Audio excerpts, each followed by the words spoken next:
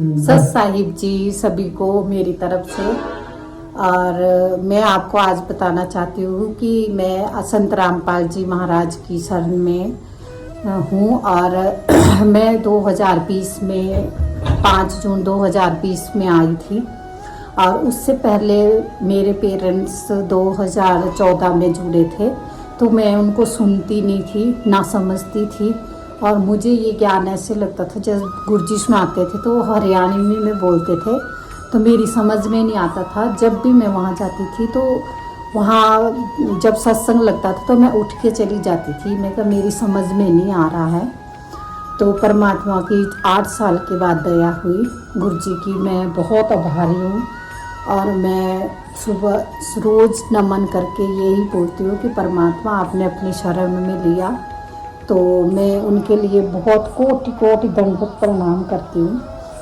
और मैं आप सभी से यही कहना चाहती हूँ कि यह एक तत्वदर्शी संत है, जो हमें कभी आज से पहले कभी किसी ने बताया नहीं है इस ज्ञान के बारे में। ना हमें यही बताया गया था कि हमारे देवी देवता ही सब कुछ है, हमारे गांव के इष्ट पूजा ही सब कुछ है।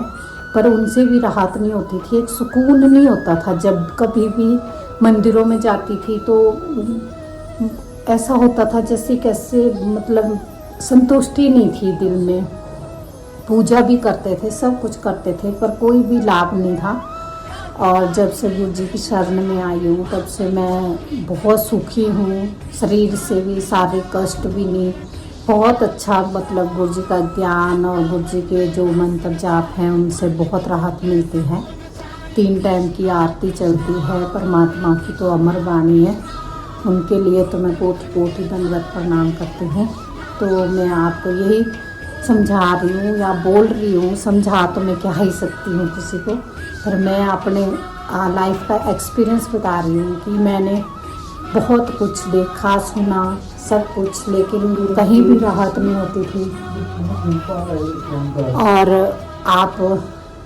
और मैं यही आज मेरा वीडियो बनाने का मतलब यही था कि मैं आपको अपनी कहानी, अपने जो जीवन की वो है वो सुनाती हूँ।